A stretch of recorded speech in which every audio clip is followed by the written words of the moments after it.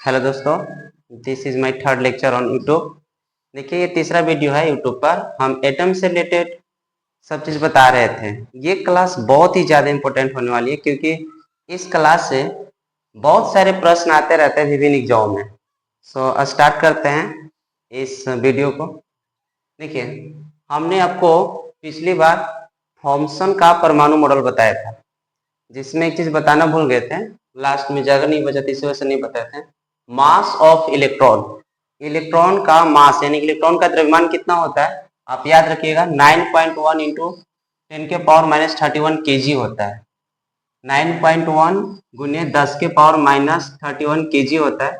इसी को आजकल एग्जाम में ये पूछने लग जा रहा है, 9.1 गुने 10 के पावर माइनस 28 ग्राम। ये दोनों सही है, इसलिए कि ये केजी है और ये ग्राम है, तो केजी से ग्राम में कन्वर्ट किए तो -3 पावर रिड्यूस हो जाता है, यानी कि 9.1 गुने 10 के पावर माइनस 28 ग्राम हो गया। जो इलेक्ट्रॉन्स के बारे में थॉमसन जी ने बताया था, उनके लिए सन 1926 ईस्वी में उनको नोबेल प्राइज मिला था। ठीक है, तो ये था आपका सेकेंड थ्योरी। चलिए अब हम लोग बात करते हैं न्यूक्लियस के बारे में। That is the very important, ये होता है न्यूक्लियस। इसकी खोज किए थे अर्नस्ट रदरफोर्ड। ये नाम याद रखना बहुत जरूरी है, अर्नस्ट रदरफोर्ड। इन्होंने न्यूक्लियस के बारे में बताया था। न्यूक्लियस होता है क्या है, देखिए यहाँ पर कोई एक एटम है। इस एटम के जो सबसे बीच वाला पार्ट होते हैं, जिसको में 99.9% मास यहीं पे आन के रुकते हैं, तो इस बीच वाले पार्ट को हम लोग बोलते हैं न्यूक्लियस। हिंदी में इसको नाभिक बोलते हैं, नाभिक। ये क्या है, न्यूक्लियस। और इसके चारों तरफ इलेक्ट्रॉन्स घूमते रहते हैं। इसके चारों तरफ इलेक्ट्रॉन्स क्या करते हैं, रिवॉल्व करते रहते हैं, घूमते रहते हैं। इस न्यूक्लियस में दो कण उपस्थित होते हैं जिनका नाम दिया जाता है प्रोटॉन और न्यूट्रॉन। इस न्यूक्लियस में प्रोटॉन और न्यूट्रॉन दो रहते हैं। प्रोटॉन को पी कह सकते हैं और न्यूट्रॉन को एन कह सकते हैं। यानी कि न्यूक्लियस में, नाभिक में कौन कौन से कण होते हैं, प्रोटॉन प्लस न्यूट्रॉन। और जो इलेक्ट्रॉन होते हैं इसके चारों तरफ बाहरी कक्षाओं में घूमते रहते हैं। इस चीज को आप याद रखिएगा, ये भी बहुत ज्यादा जरूरी है। पूछा जाता है कि परमाणु के नाभिक में कौन कौन से कण उपस्थित होते हैं, तो याद रखिएगा प्रोटॉन प्लस न्यूट्रॉन। चलिए अब बात करते हैं सब एटॉमिक। सब एटॉमिक तीन कण को बोला जाता है, इलेक्ट्रॉन, प्रोटॉन और न्यूट्रॉन। इलेक्ट्रॉन, प्रोटॉन और न्यूट्रॉन को मिलाकर हम क्या बोलते हैं, सब एटॉमिक। ई के पावर माइनस कहने का मतलब ये हो जाता है इलेक्ट्रॉन, और पी प्लस मतलब हो जाता है प्रोटॉन, और एन का मतलब हो जाता है न्यूट्रॉन। देखिए यहाँ पे नोट लिखा हुआ है फर्स्ट और सेकेंड। पहले लिखा हुआ size of nucleus. Size of nucleus, nucleus का साइज, नाभिक का साइज कितना होता है, तो 10 के पावर माइनस 15। ये चीज याद रखना बहुत ज्यादा जरूरी है। अब 10 के पावर माइनस 15 ये भी खोज किनके द्वारा किया गया था, अभी देखेंगे। देखिए साइज ऑफ न्यूक्लियस होता है 10 के पावर माइनस 15, और 10 के पावर माइनस 15 को ही हम लोग फेमटो या फर्मी के नाम से जानते हैं। मिली सेंटी, डेसी सेंटी, माइक्रो सब जो होता है उसी से रिलेटेड है। तो 10 के पावर माइनस 15 को हम क्या बोलेंगे, फेमटो या फर्मी। ये दिया गया था, यहाँ लिखा हुआ है nuclear reactor given by Enrico Fermi. जो न्यूक्लियर रिएक्टर का कॉन्सेप्ट है वो दिया गया था यूएसए यानी कि अमेरिका के रहने वाले बहुत ही महान वैज्ञानिक थे, जिनका नाम था एनरिको फर्मी। कहाँ के रहने वाले थे, याद रखिएगा USA, United state of America.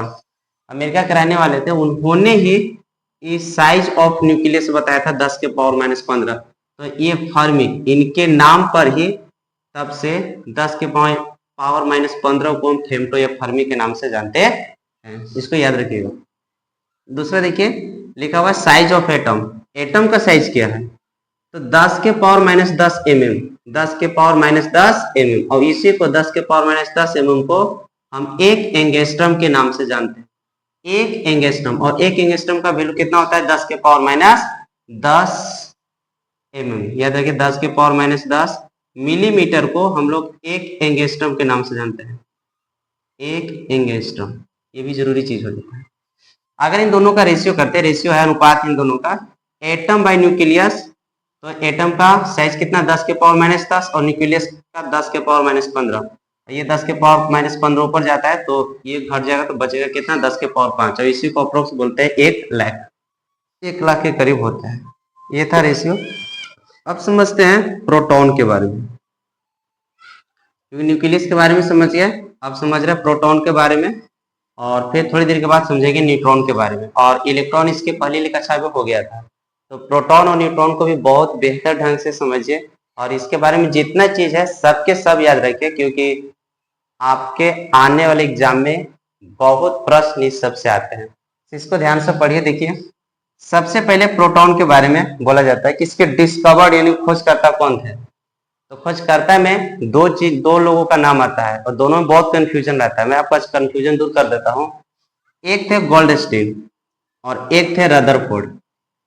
एक थे गोल्डस्टीन और एक थे रदरफोर्ड। कभी कभी एग्जाम में दोनों आ जाते हैं, तो आपको याद रखना होगा। गोल्डस्टीन जो थे ये प्रोटॉन को खोज किए थे। गोल्डस्टीन प्रोटॉन का क्या किए थे, खोज किए थे, लेकिन रदरफोर्ड ने इनका क्या किया था, तो नामकरण किया था। नामकरण करने का मतलब कि इनका नाम दिया था प्रोटॉन के बारे में। तो प्रोटॉन का नामकरण कौन किए थे, रदरफोर्ड, और खोजकर्ता कौन थे, गोल्डस्टीन। इसको याद रखिएगा। प्रोटॉन पे चार्ज कितना होता है, तो +1 इलेक्ट्रॉन, या इसी को कह सकते हैं +1.6 गुने 10 के पावर माइनस 19 कूलम। याद रखिएगा, ये बहुत ही जरूरी हो जाता है। चार्ज कितना होता है प्रोटॉन का, +1.6 गुने 10 के पावर माइनस 19 कूलम। इस पर मास कितना होता है, ये भी याद रखें, 1.672 गुने 10 के पावर माइनस 27 केजी होता है। 1.672 गुने 10 के पावर माइनस 27 केजी द्रव्यमान होता है किसका, तो प्रोटॉन का। अब देखिए, ये था प्रोटॉन के बारे में। अब समझते हैं हम न्यूट्रॉन के बारे में। ठीक है, डिस्कवर्ड किनके द्वारा खोजा गया था, जेम्स चैडविक के द्वारा। कब, सन 1932 ईस्वी में। चार्ज क्या होता है, आप जानते हैं ना, न्यूट्रॉन का चार्ज होता है 0। इसी को हम लोग बोलते हैं न्यूट्रल। न्यूट्रल का मतलब होता है उदासीन, या फिर आप कह सकते हैं कि ये चार्ज लेस होता है। इस पर कोई चार्ज ही नहीं होता तो चार्जलेस नाम दे देते हैं। ठीक है, या इसका मास कितना होता है न्यूट्रॉन का, तो इक्विवेलेंट टू प्रोटॉन, प्रोटॉन के लगभग बराबर होता है। जैसे देखिए 1.674 गुने 10 के पावर माइनस 27 केजी। न्यूट्रॉन का द्रव्यमान कितना होता है, 1.67 गुने 10 के पावर माइनस 27 केजी।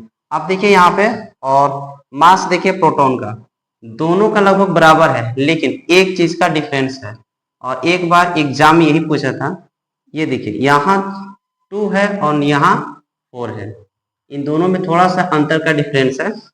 अगर प्रोटॉन का मास बोले तो 1.672 गुने 10 के पावर माइनस 27 केजी, और अगर न्यूट्रॉन की अगर मास की बात करें तो 1.674 गुने 10 के पावर माइनस 27 केजी। इस चीज को याद रखिएगा, ये प्रोटॉन थे, ये न्यूट्रॉन थे।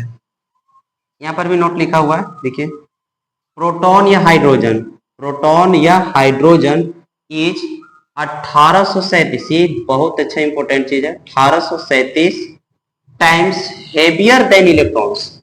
इलेक्ट्रॉन्स के कंपेयर में जो प्रोटॉन होता है ना, 1837 गुना बहुत ही हेवी होता है। ठीक है, इस चीज को याद रखना है। दूसरा नोट है, neutron is heaviest particle. Neutron जो होता है सबसे हेवीएस्ट पार्टिकल है, सबसे मतलब मजबूत पार्टिकल है, मजबूत कण है। अगर मास के आधार पर देखा जाए इन लोग का डिक्रीजिंग ऑर्डर में, तो सबसे ज्यादा होता है न्यूट्रॉन का, इसके बाद प्रोटॉन का, और सबसे कम इलेक्ट्रॉन का। ठीक है, तो इस चीज को आप याद रखिएगा। और इससे संबंधित एक चीज और है, मैं आपको वो बता देता हूं। एक ट्रिक है याद करने का, मैं वो चीज वहां पर बता रहा हूँ, लिखा हुआ है ट्रिक।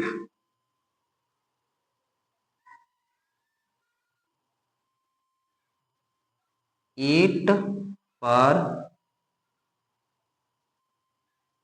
गोल गोल नाचे, ये ट्रिक है, याद रखिएगा। इस ट्रिक को अगर याद रखिए, शायद आप तो कभी पढ़े भी होंगे। ई से होता है इलेक्ट्रॉन,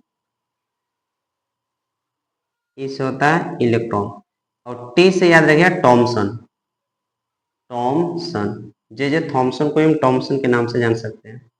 तो इलेक्ट्रॉन के खोजकर्ता कौन हो गए, टॉमसन।